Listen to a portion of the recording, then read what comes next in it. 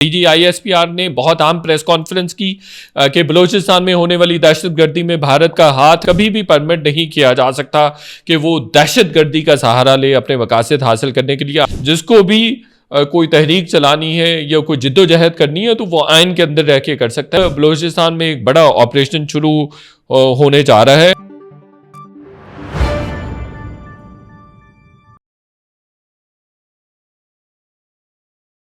अस्सलाम वालेकुम नाज़रीन, मैं हूं शाहिद मेतला। आप मेरा वीलॉग देख रहे हैं। आज 23 मई 2025 है। DGISPR ने बहुत आम प्रेस कॉन्फ्रेंस की कि बलूचिस्तान में होने वाली दहशतगर्दी में भारत का हाथ है और अब बलूचिस्तान में भी बड़ा ऑपरेशन शुरू होने जा रहा है। ख़ासतौर पर खुजदार में बच्चों की स्कूल वैन पर जो हमला किया गया उसमें 6 से ज़ायद बच्चों की शहादतें हुई हैं और डेफिनेटली कोई भी हकूक़ की किसी भी हकूक़ के हवाले से कोई भी किसी की भी जिद्दोजहद है या कोई भी तहरीक है उसको ये कभी भी परमिट नहीं किया जा सकता कि वो दहशतगर्दी का सहारा ले अपने मकासद हासिल करने के लिए। आइन में बिल्कुल गुंजाइश मौजूद है। जिसको भी कोई तहरीक चलानी है या कोई जिद्दोजहद करनी है तो वो आइन के अंदर रह के कर सकता है। तो किसी दहशतगर्दी बहरहाल किसी भी तहरीक के हवाले से किसी जिद्दोजहद के हवाले से कोई भी वो वजह नहीं है, वो मंतक नहीं है और वो जवाज़ नहीं है।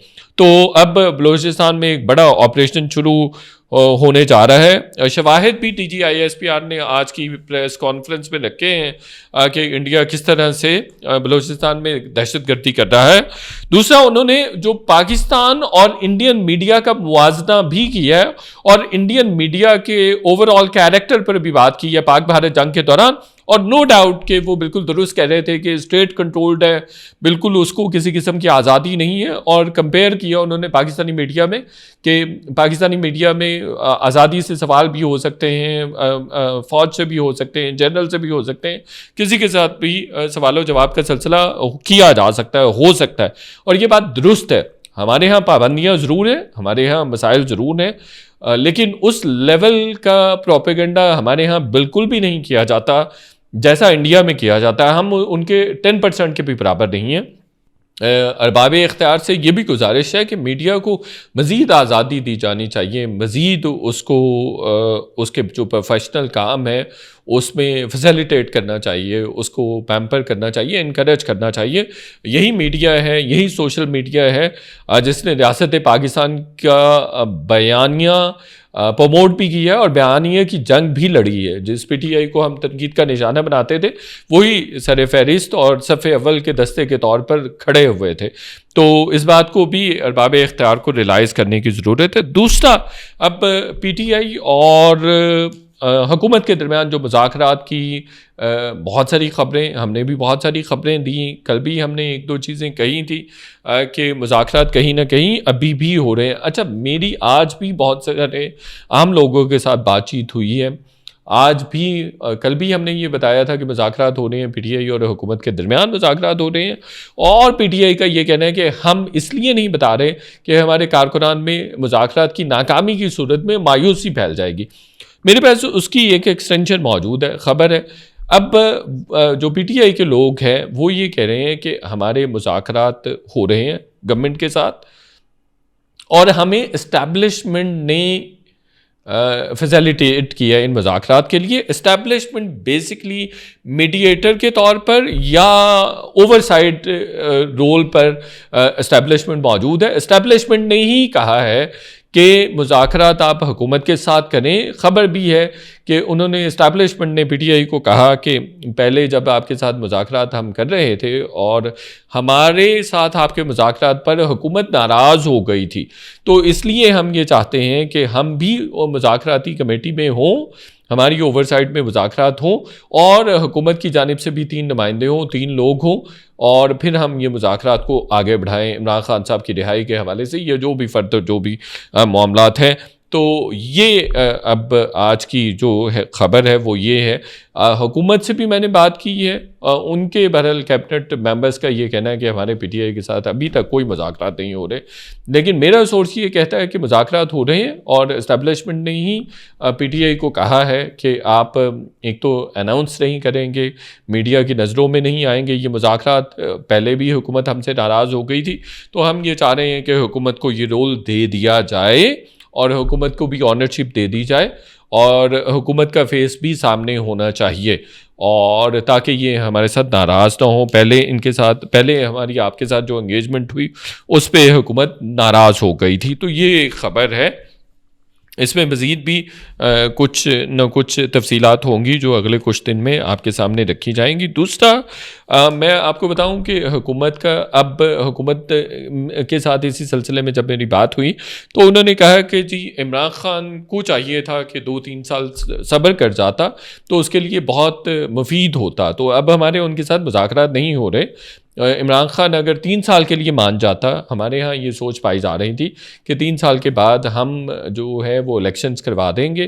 तो मैंने उनसे कहा, कि मेरी जो बातचीत होती रही है, आपको तो मियाँ नवाज शरीफ ने ये कहा था कि 2 साल हुकूमत करें, फेडरल गवर्नमेंट चलाएं आप, और 2 साल के बाद हम पंजाब गवर्नमेंट रहने देंगे और फिर उसके बाद हम जो है वो फेडरल गवर्नमेंट के और कौमी असम्बली के इंतखाबात करवा देंगे। कुछ इस तरह की मैंने कहा आपके यहाँ तो सोच पाई जाती थी। उन्होंने कहा हाँ ऐसा था कि नवाज शरीफ ने हमें इनिशली कहा था कि 2 साल आप हुकूमत करें, परफॉर्म करें, अच्छी डिलीवर करें और पंजाब की हुकूमत हमारी चलती रहेगी, और फिर जो फेडरल गवर्नमेंट है वो उसको हम डिसॉल्व करके इलेक्शन में जा सकते हैं। तो मैंने कहा अब फिर इसका मतलब आप बदनीयत हो गए हैं और अब आप मुकर गए।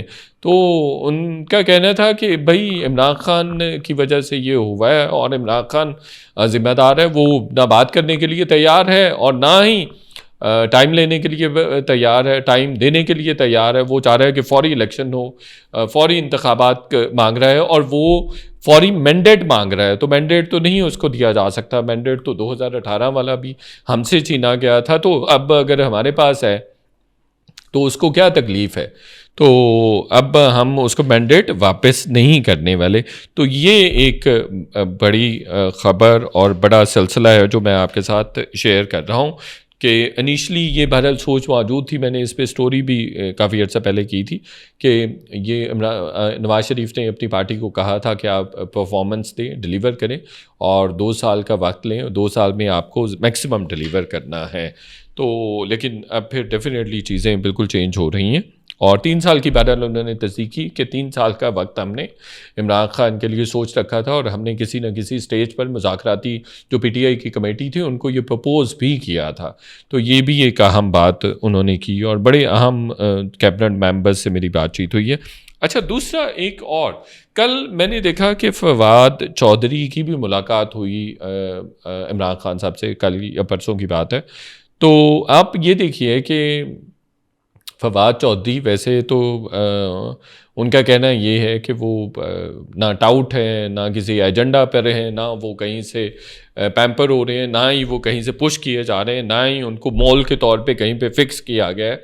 लेकिन उसके बावजूद आप जो अदरवाइज सिनेरियो जब देखते हैं तो आप ये देखिए कि इमरान खान की बहनें नहीं मिल सकती इमरान खान के साथ, सलमान अकरम राजा नहीं मिल सकता, बैरिस्टर गौहर नहीं मिल सकता, बाकी कोई भी नहीं मिल सकता, लेकिन फवाद चौधरी मिल सकता है। ये देखिए, आप साइंस देखिए कि फवाद चौधरी इतना इन्फ्लुएंशियल आदमी है कि इमरान खान के साथ जब कोई भी नहीं मिल सकता तो वो मिल सकता है।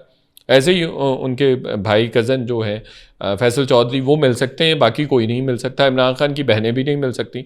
अलीमा खान ने 1-2 दफ़ा एतराज़ भी किया कि भाई फैसल चौधरी तो मिल लेता है, हम नहीं मिल सकते। और इस्टेब्लिशमेंट उन्होंने कहा कि जिसको चाहती है उसको मिलवा देती। आपको याद होगा मैंने एक खबर भी दी थी कि फैसल चौधरी अली मीन गंडापुर की वजह से मिलते। अली मीन गंडापुर और इस्टेब्लिशमेंट दोनों की मर्ज़ी से जो भी आदमी इमरान खान साहब से जेल में मिलता है तो उन दोनों की मर्ज़ी से मिलता है और बेसिकली अली मीन गंडापुर ही फैसल चौधरी को मिलवाते हैं और उनके लिए फैसिलिटेट करते हैं और वो सारी बातें फिर फैसल चौधरी अली मीन गंडापुर को बताते भी हैं। तो कहने का मकसद ये है कि फवाद चौधरी, बाकी तो कोई नहीं मिल रहा लेकिन फवाद चौधरी मिल लेते हैं और फवाद चौधरी अब वापस आने के लिए सरतोड़ कोशिश कर रहे हैं। आपको मैं ख़बर दूं कि फवाद चौधरी का कैरेक्टर ओवरऑल पीटीआई में कितना भयानक रहा है, कितना खौफनाक रहा है और कितना डिस्ट्रक्टिव रहा है कि इमरान खान शायद जो प्रोविंशियल असम्बलीज़ हैं वो कभी ना तोड़ते, मैं आपको खबर देता हूं कि वो कभी असम्बलियां ना तोड़ते। हुआ ये कि इमरान खान साहब ने ऐलान कर दिया और फवाद चौधरी और इन्हीं के कहने पे ऐलान कर दिया कि चूँकि इनको वज़ीर आला बनने की जल्दी थी, उस्मान बुज़दार के जिस तरह से ये मुसलसल उनको टेक ऑन करते थे, उनको अपोज करते थे मुसलसल, तो ये इमरान खान के कान शान भरे और इमरान खान से ऐलान भी करवा दिया कि आप असम्बलियाँ प्रोविंशियल असम्बलियों से हम निकल जाते हैं, और ये बेवकूफ़ी थी। अच्छा, इस पे इमरान खान साहब ने ऐलान कर दिया, एक मीटिंग ज़बान पार्क में रखी गई। उस मीटिंग में इमरान खान ने कहा कि तमाम लोग आ जाएं, आप अपनी अपनी राय दें, मुख्तलिफ जो मामलात हैं, सियासी मामलात, हमें आगे क्या क्या करना चाहिए। ये दिसंबर जनवरी की बात है।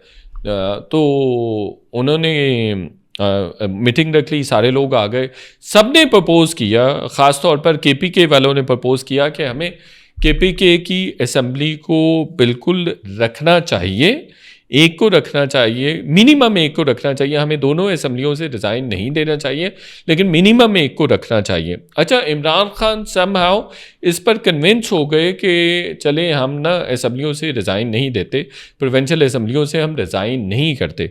लेकिन फवाद चौधरी ने उस अहम मीटिंग में इमरान खान को कहा, नहीं जी नहीं, हमें ज़रूर रिज़ाइन करना चाहिए प्रोविंशियल असम्बलियों से, अगर आप नहीं करेंगे तो मीडिया का प्रेशर बहुत बढ़ जाएगा, दबाव बढ़ जाएगा, आपने ऐलान कर दिया है, अगर आप पीछे हटते हैं तो इससे बड़ी बेइज्जती होगी, सियासी नुकसान होगा, ये होगा वो होगा, और हमारी ऐसी तैसी हो जाएगी, और हम सियासी एतबार से हमें बहुत ज़्यादा तनकीद का सामना करना पड़ेगा।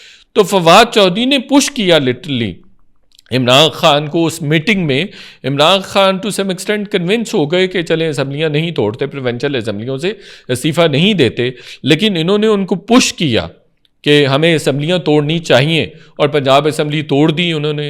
इनका बुक्स भी था उस्मान बुज़दार के साथ। तो अब देखें, उन्होंने जैसे ही इमरान खान ने PTI ने असम्बलियाँ तोड़ी तो उनके मसाइल में और उनके मसाइब में इजाफा हो गया, और आज तक वो सफ़र कर रहे हैं उसी एक गलती की वजह से। तो फवाद चौधरी का वो डिस्ट्रक्टिव किरदार रहा है, और ये भी कहा जाता है कि ये सारी चीज़ें उन्होंने इस्टेब्लिशमेंट के कहने पर करवाई थी, ताकि PTI का जो किबला है और दिमाग दोनों दुरुस्त किए जाएँ।